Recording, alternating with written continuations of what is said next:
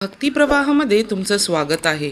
योग योगेश्वर जयशंकर या मालिकेच्या 9 जूनच्या भागात गावामध्ये धावण्याची शर्यत लागलेली असते. तर तिथे वंदना आणि मार्कंडही उपस्थित असतात. तर तिथे चिमणाजी आणि पार्वती येतात. चिमणाजी आणि पार्वतीला बघून वंदना गावकऱ्यांना बघून म्हणते, असे काय बघताय, स्वागत करा ह्यांचं. वंदना त्या दोघांना विचारते, काय मग शर्यत बघण्यासाठी आलायत? तर लगेच मार्कंड म्हणतात, हो, शर्यत पाहण्यासाठीच येणार, तर काय भाग घेण्यासाठी येणार? वंदना पार्वती आणि चिमणाजींना बघून म्हणते, देवा रे, देवानी ह्यांना किती वर्षांनी मूल दिलं आणि तेही असं. मला खूप दया येते हो तिची. काय ग पार्वती, तू त्याची आई आहेस ना? कारण मला जर असं मूल असतं तर मी नसतं आणलं ग त्याला बाहेर. पुढे वंदना म्हणते, म्हणजे बाकीची मुलं धावणार आणि हा फक्त बघतच बसणार, काय अवस्था होईल ग बिचाऱ्याची. त्यावर चिमणाजी हात जोडून म्हणतात, वंदनाताई, शंकरबद्दल जी काय आस्था दाखवली तुम्ही ते ऐकून खूप बरं वाटलं. आमचा शंकर या शर्यतीत धावू शकणार नाही, पण तो मुलांचं मनोबल जरूरच वाढवेल आणि त्यासाठीच आम्ही त्याला इथे आणलेला आहे. त्यावर लगेचच मार्कंड बोलतात, काय दुर्दैव आहे ना, आयुष्यभर तो फक्त हेच करणार. त्यावर चिमणाजी त्यांना उत्तर देत म्हणतात की हे दुर्दैव नाही तर दैव आहे, हो की नाही शंकर? तर इकडे शंकर सगळ्या मुलांबरोबर शर्यतीत भाग घेण्यासाठी उभा असतो. हे पाहून चिमणाजी आणि पार्वती त्याला समजवायला जातात. चिमणाजी त्याला म्हणतात, बाळा, आपलं काय ठरलं होतं की आपण शर्यत बघायला येणार आहे फक्त. त्यावर शंकर म्हणतो, बाबा, मी धावूही शकतो आणि ही शर्यत जिंकूही शकतो. त्यावर पार्वती म्हणते, शंकर बाळा, अरे तू कसा जिंकणार आहेस? त्यावर शंकर म्हणतो, आई, मी धावलो तर जिंकेन ना. आपण जिंकू ह्याचा आपलाच विश्वास आपल्यावर नसेल तर आपण कसं जिंकणार? आणि जर आपल्यावर विश्वास असेल तर सगळंच शक्य आहे. हे ऐकून मार्तंड लगेच म्हणतो की कोणीतरी सांगा या शंकरला, या शर्यतीत जीभ नाही पाय चालवायचे असतात आणि तसंही हे त्याच्यासाठी अशक्यच आहे. पुढे तो म्हणतो, ए चिमणाजी, धावायचं असेल तर धावू दे त्याला, किमान तो धडधाकट असल्याचा गैरसमज तरी त्याचा दूर होईल. तरी ते शर्यत चालू होते आणि शंकर धावता धावता खाली पडतो. तर त्याला पकडण्यासाठी सगळी मुलं त्याच्या जवळ येतात आणि सगळी मुलं चालत चालत ती शर्यत पूर्ण करतात. हे पाहून मार्कंडला राग येतो आणि तो चिडत म्हणतो, बंद करा ही शर्यत. त्यावर शंकर बरोबर असलेली मुलं म्हणतात, काका, हा शंकर आम्हाला प्रत्येक वेळेला मदत करतो, मग आम्ही आता त्याला मागे कसं ठेवायचं? असं बोलून सगळी हात पकडून ही शर्यत पूर्ण करतात आणि ते सगळे शंकरला ही शर्यत जिंकून देतात.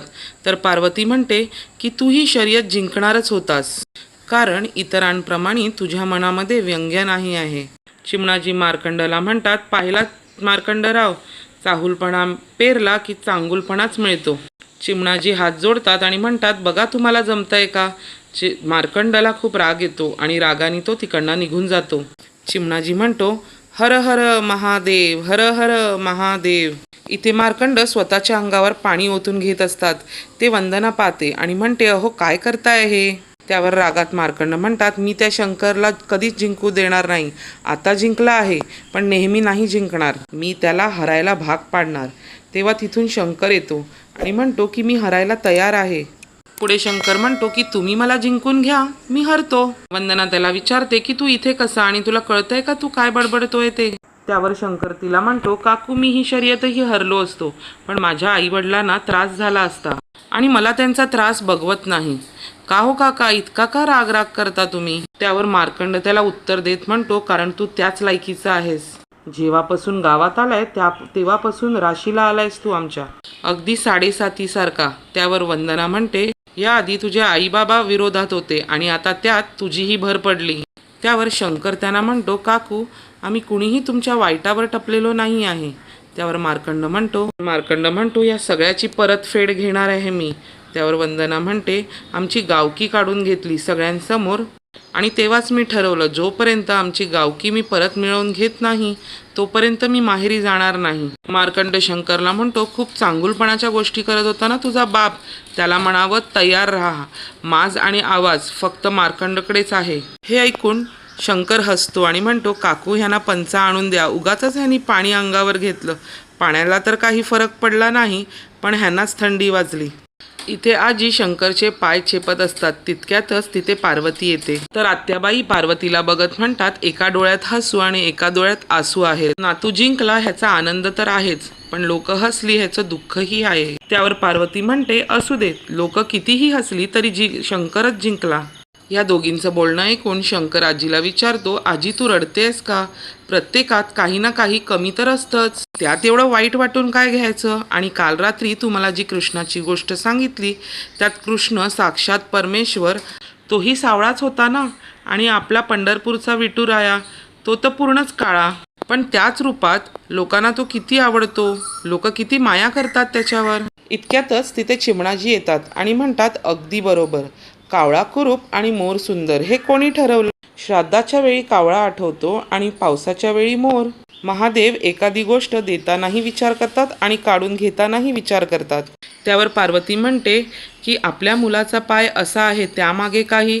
त्यावर चिमणाजी म्हणतात, त्यामागेही काहीतरी महादेवांचा मोठा संदेश आहे. चिमणाजी पुढे म्हणतात, कुठलंही सुख पूर्णत्व मिळत नाही, ते जेवढं मिळतं तेवढं समाधानाने घ्यावं.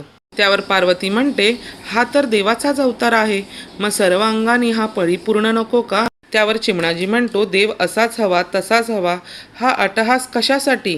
देव हा निराकारच असतो, आपण आपल्या मनाने त्याला आकार देतो. पुढे चिमणाजी शंकरला म्हणतो, आज तू तुझ्या मनाने शर्यत जिंकली, उद्या अख्खं जग जिंकशील. आणि शंकरला भगवद्गीता भेटवस्तू म्हणून देतो. आणि आजचा एपिसोड इथेच संपतो. जर तुम्हाला हा एपिसोड आवडला असेल तर लाईक, कमेंट आणि शेअर करायला विसरू नका. थँक्यू.